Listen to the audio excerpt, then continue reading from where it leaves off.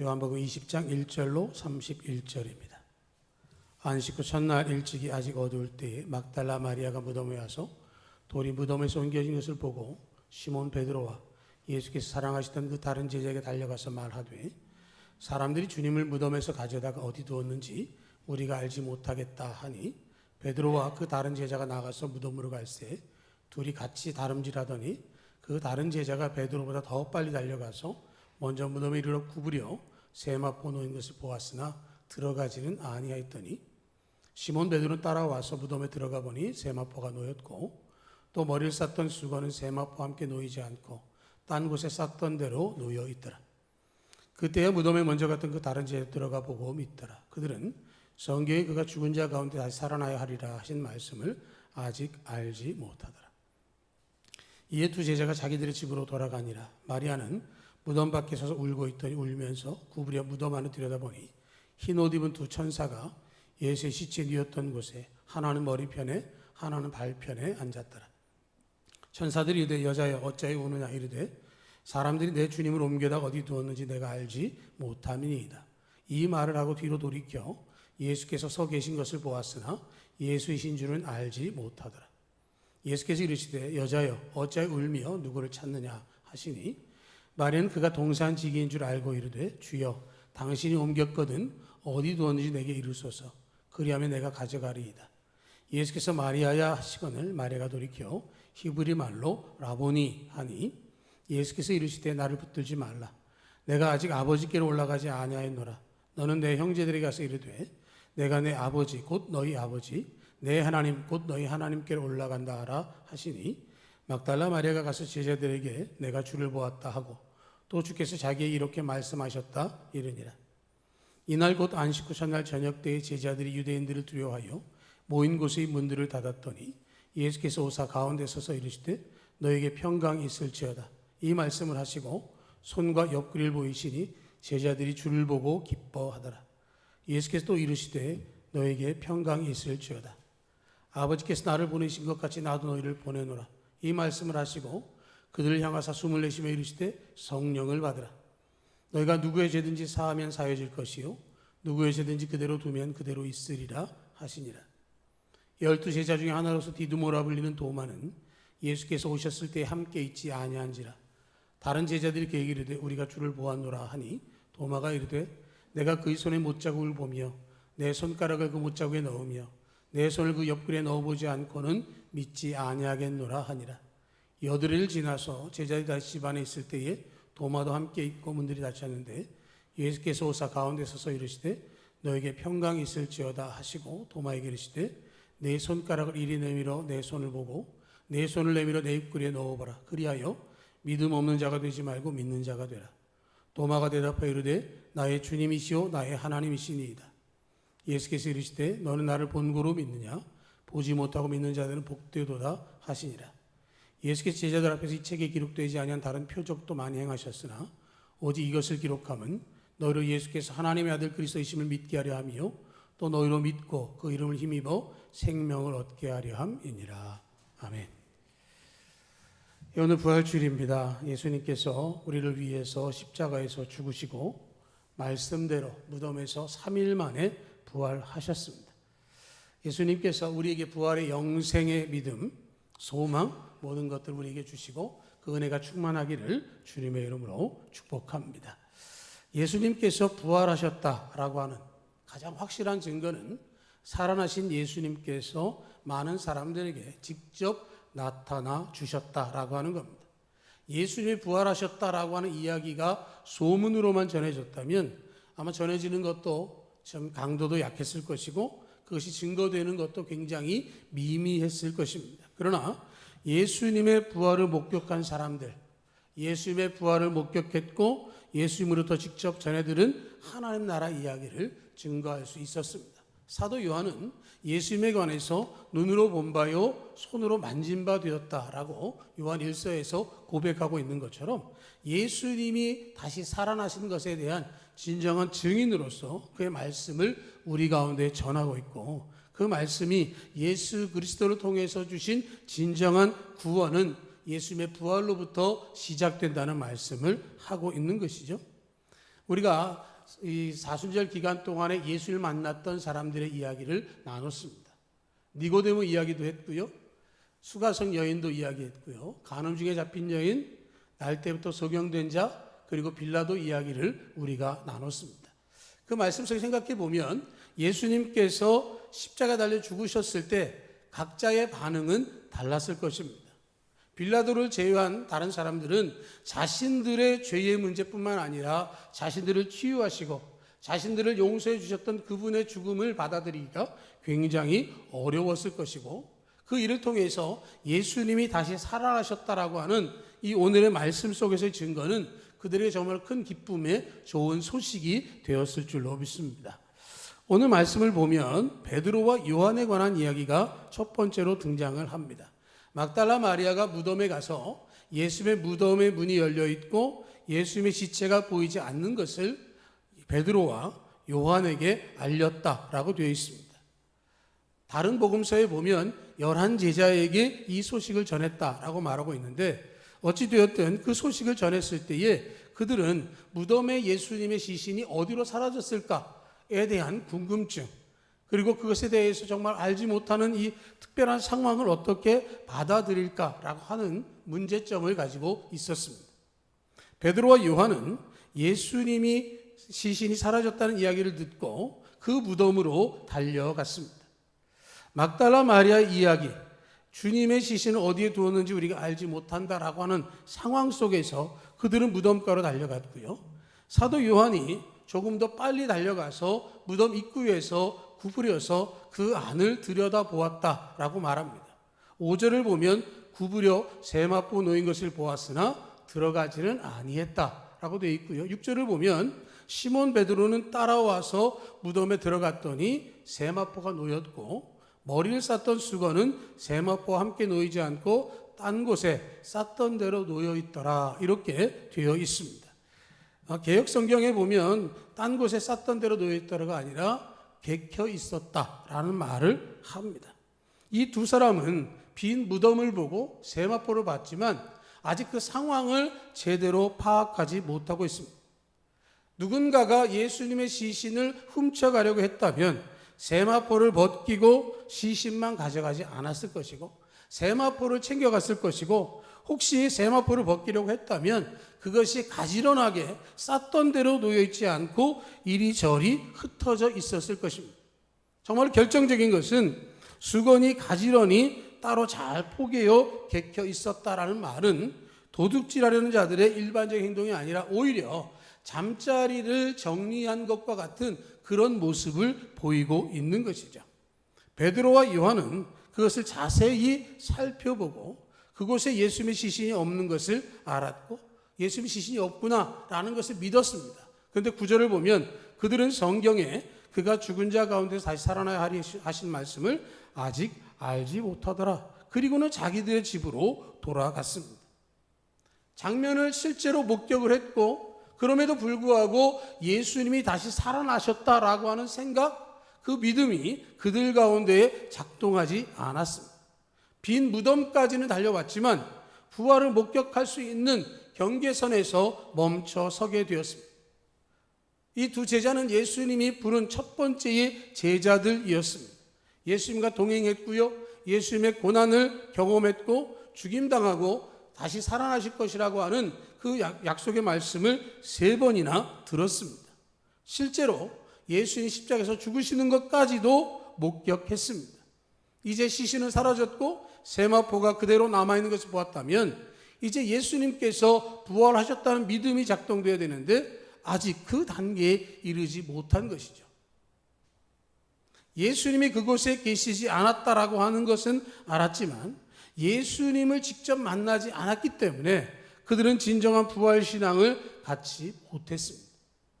우리는 베드로와 요한의 이 이야기를 보면서 그 사람들은 왜 그랬을까라는 생각을 합니다. 우리가 그때 있었다고 한다면 우리는 그러지 않았을 거야 라고 생각할 수도 있지만 우리도 만약 그 자리에 있었다면 베드로와 요한의 단계를 넘어가는 것이 굉장히 어려웠을 것입니다.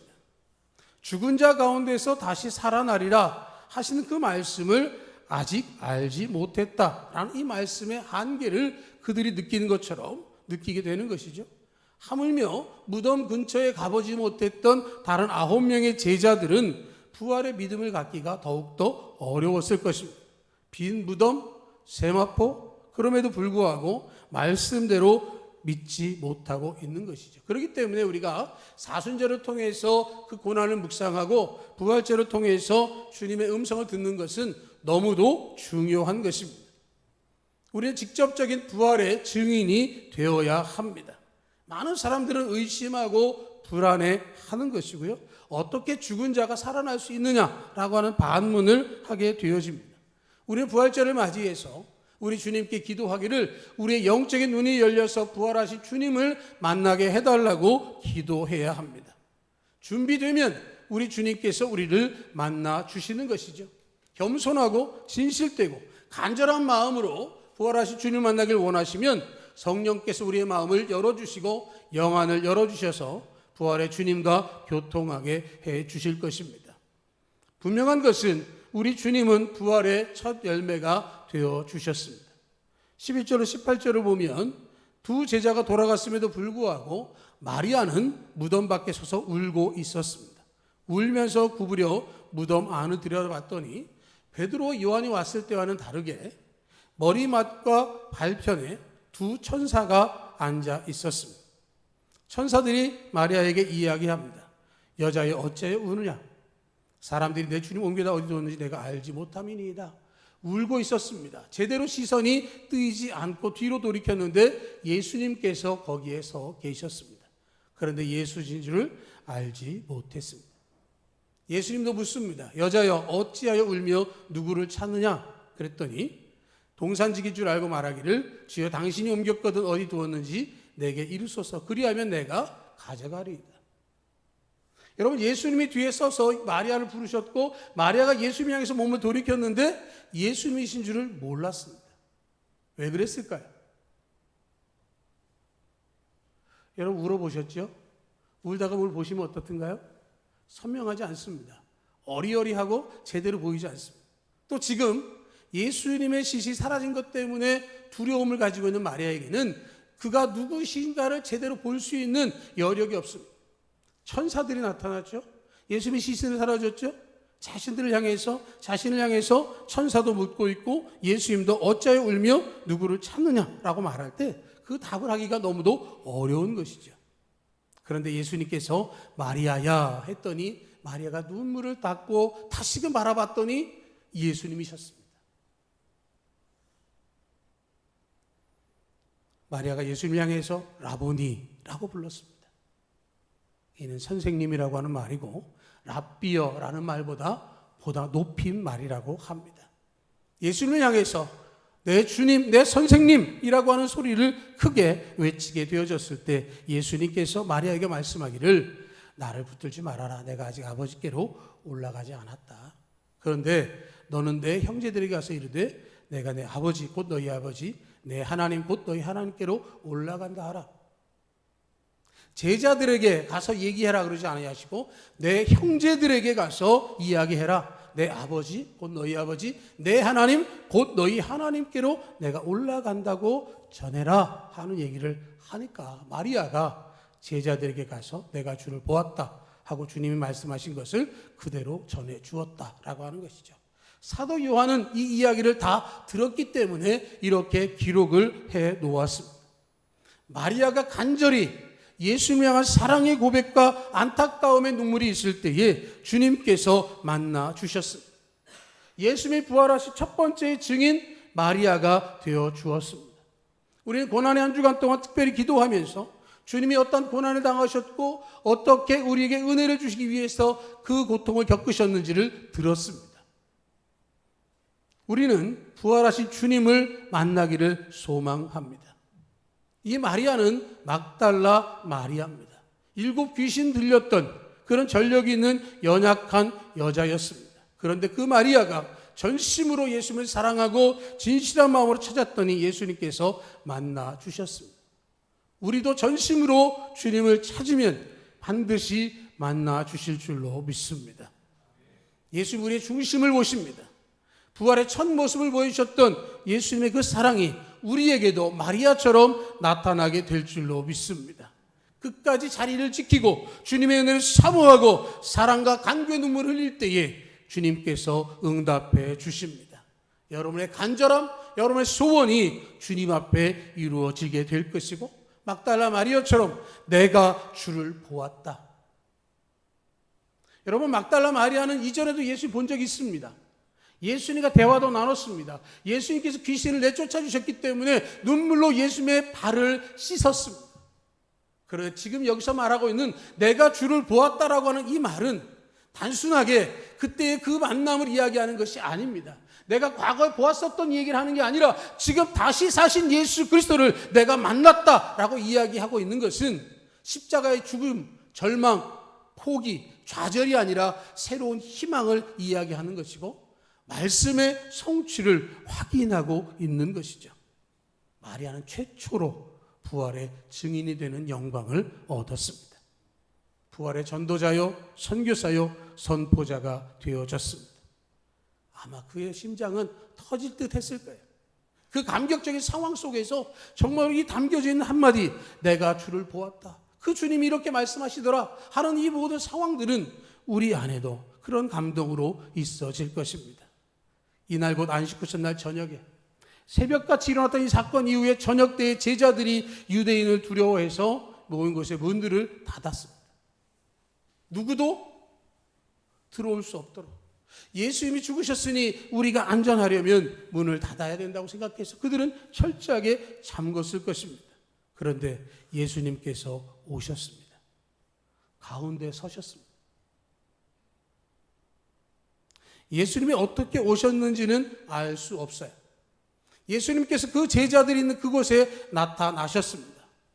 가운데 서셨으니까 위에서부터 내려왔는지 아니면 문을 그냥 들고 들어오셔서 하셨는지 알 수 없지만, 그러나 예수님은 제자들의 가운데 서서 제자들에게 말씀하시며 너에게 평강이 있을지어다 라고 말씀하셨습니다.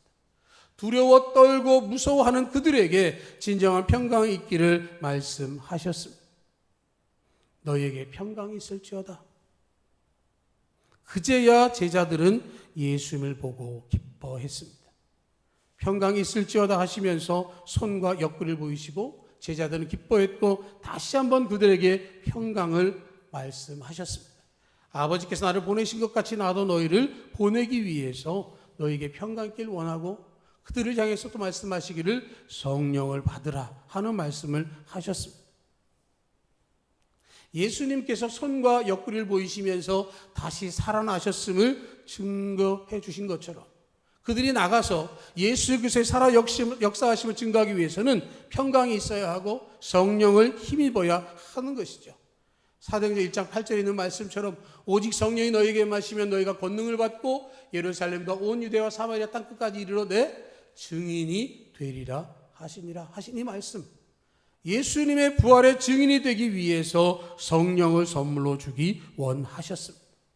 우리가 예수 그리스도의 부활의 증인이 되게 하기 원하신다면 주님께서는 우리에게 성령을 받게 하실 것입니다.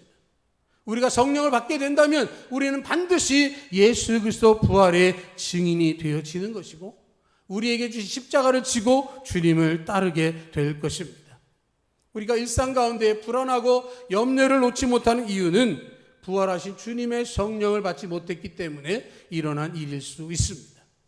예수를 만나서 목격자가 되고 파송의 말씀을 듣고 성령을 받아서 진정한 그리스도인, 진정한 제자, 증인이 되어졌습니다.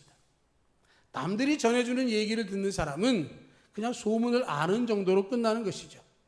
베드로와 요한은 빈 무덤, 세마포를 봤지만 그는 듣는 자였습니다. 내가 주님을 보았다라고 하는 마리아 이야기를 들었음에도 불구하고 여전히 아는 수준에 머물러 있었습니다.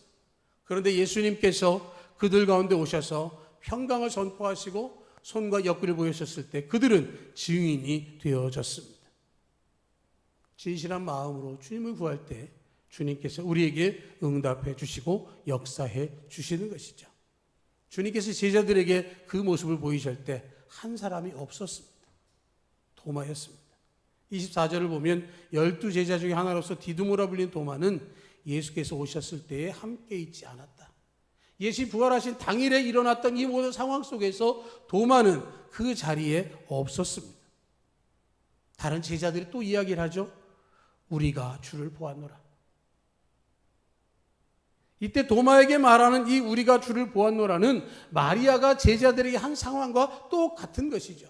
예수님을 만났고 그 예수님 지금까지 우리가 알았던 그분, 십자가 달려 돌아가신 그분이 말씀하신 그대로 살아나셨다는 이야기를 도마에게 해주고 있는 것입니다. 도마가 뭐라고 얘기를 하죠? 그의 손에 못자국을 보며 내 손가락을 그 못자국에 넣으며 내 손을 그 옆구리에 넣어보지 않고는 믿지 않겠노라 하는 얘기를 하고 있습니다. 아직 예수님 만나지 못했던 도마는 제자들의 말을 들으면서도 직접적으로 내가 경험해 봐야 되겠다고 얘기를 합니다. 못자국 난 손과 창에 찔린 옆구리에 손을 넣어보지 않고는 믿지 않겠다라고 말합니다. 도마만 그랬던 건 아니죠. 제자들도 마찬가지였습니다. 여드레 시간이 지난 후에 제자들이 함께 있을 때 그때는 도마도 같이 있었고요. 그 가운데 예수님 오셔서 너에게 평강이 있을지어다 라고 말씀을 하셨습니다. 평강이 있을지어다. 우리가 샬롬, 평안을 외치는 것은 바로 여기에 있는 것이죠. 도마의 의심을 아시고 손과 옆구리에 손을 넣어보라고 말씀하셨습니다. 그러자 도마는 그 앞에서 고백합니다. 나의 주님이시요 나의 하나님이십니다. 손을 대봐야 되겠다고 했던 도마가 손을 대지도 않고 예수님의 그 말씀 앞에 나의 주님이시요 나의 하나님이십니다 라고 하는 신앙 고백을 하게 되어집니다.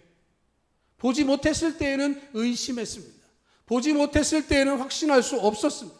그런데 주님이 자기들 앞에 나서니까, 주님을 만나게 되어지니까 강력한 신앙의 고백이 도마를 통해서 나타나게 되어지는 것이죠. 나의 주님이시요 나의 하나님이십니다. 예수님이 도마의 신앙 고백을 들으시고 말씀하셨습니다. 너는 나를 본고로 믿느냐? 보지 못하고 믿는 자들은 복되도다. 이 말씀이 바로 여러분들에게 주신 말씀인 줄 믿으시기 축복합니다. 도마에게 주셨던 그 말씀은 우리에게 주신 말씀이에요. 너는 나를 본고로 믿느냐? 보지 못하고 믿는 자들은 복되도다. 예수 부활하셨을 때에, 예수께서 부활하시고 40일 동안 제자들과 함께 계실 때에 제자들은 예수님을 손으로 보고 눈으로 보고 그의 음성을 들었습니다. 우리는 그것을 실제적으로 볼 수는, 만질 수는, 들을 수도 없습니다. 그러나 예수님께서 분명하게 말씀하기를 보지 못하고 믿는 자들은 복되도다 라고 하셨습니다. 보지 않고 믿는 우리들은 복받은 사람들입니다. 예수 믿게 되는 것은 복 중에 복입니다. 도마를 우리 의심 많은 도마라고 말하지만 그러나 그는 정말로 주님의 부활의 증인이 되어졌습니다. 도마는 인도에서 복음을 전하다가 순교했다고 전해지고 있습니다. 예수님의 부름을 받고 3년 동안의 공생애를 지났던 그 도마는 그 생활의 기억이 넘어서서 부활하신 주님을 만났을 때 그는 복음의 진정한 일꾼이요 진정한 신앙 고백의 주인공이 될 수 있었습니다. 예수님뿐만 아니라 예수를 만난 우리 모두에게도 이런 역사가 일어날 것이고 목격자가 되게 하시고 증인으로 불러주십니다. 의심이 변하여 믿음이 되어지기를 축복합니다. 의심이 변하여 하나님께 허락하신 믿음의 복이 여러분들의 것이기를 축복합니다. 사도 요한은 30절과 31절에 이야기합니다. 예수께서 제자들 앞에서 이 외에 이 책에 기록되지 않은 다른 표적도 많이 행하셨다라고 이야기를 합니다. 예수님께서 행하셨던 것들, 사도 요한의 기억 속에서 사도 요한이 남겨둔 요한복음의 말씀 속에서는 이렇게 정리가 되어져 있지만 다른 복음서를 통해서 예수님이 하셨던 많은 기적들이 남겨져 있습니다. 예수님이 하셨던 수많은 사건들이 이 성경 외의 외경과 많은 성문서들을 통해서 전해지고 있습니다. 그 모든 것들을 통해서 분명한 것은 이 말씀을 통해서 예수께서 하나님의 아들 그리스도이심을 믿게 하려 함이고 또 너희로 믿고 그 이름을 힘입어 생명을 얻게 하려 함이라 하는 말씀을 하고 있는 것이죠. 예수님이 누구신가, 예수님이 하신 일이 무엇인가를 알기를 원하신다면 여러분 하나님의 말씀 성경을 읽고 묵상하시기를 바랍니다. 성경은 예수님을 증거해 주고 있습니다. 사람의 말을 넘어서 기록된 하나님의 말씀이 예수 그리스도를 증거해 주고 있습니다. 이것을 기록한 목적이 뭡니까? 예수께서 하나님의 아들 그리스도이심을 믿게 하기 위함입니다. 예수님이 하나님의 아들이심에도 불구하고 인간의 몸을 입고 이 땅에 오셔서 우리를 위하여 십자가의 대속의 죽음을 당하셨음을 알게 하기 위한 말씀이 바로 여기에 있는 것이고, 그것을 믿게 되어지면 그 이름을 힘입어서 생명을 얻게 하는 것이라고 말씀을 하고 있습니다. 예수 그리스도를 믿는다라고 하는 것은 우리 마음 가운데 예수님이 자리하시는 것이고, 예수님 우리 마음 가운데 자리하시는 가장 중요한 것은 이 부활의 주님을 목격했던 부활의 증인들의 이 말씀을 우리가 보고 믿게 되어지는 것이고, 그 믿음을 고백할 때 하나님께서 성령으로 우리와 함께해 주시는 것입니다. 우리는 20장의 말씀 속에서 빈 무덤과 세마포를 보았던 제자들의 모습을 보았습니다. 내가 주를 보았다라고 하는 마리아의 이야기를 들었음에도 불구하고 문을 걸어 잠그고 밖으로 나오지 않았던 제자들의 모습을 보았습니다. 직접 본 제자들이 전해주었음에도 불구하고 의심했던 도마도 있었습니다. 부활을 믿는다는 것이 그만큼 어려운 일입니다. 그만큼 많은 사람들의 마음은 부활에 열려있지 않습니다. 그러나 막달라 마리아를 예수님이 만나 주셨던 것처럼 예수님의 은혜를 구했던 제자들을 만나셔서 평강을 허락해 주셨던 것처럼 우리에게도 그러한 은혜가 임하게 될 것입니다. 부활의 영광을 통해서 하나님을 만나고 하나님께 예배한 주님의 구원의 은혜를 누리며 주님의 은혜가 있음을 통해서 빈 무덤과 세마포를 보는 것으로 끝나는 것이 아니라 살아 역사하시는 주님을 만나고 주님의 허락한 진정한 평강이 우리 가운데 있음을 누리며 부활의 증인으로 살아갈 수 있는 우리가 되어질 수 있기를 주님의 이름으로 축복합니다.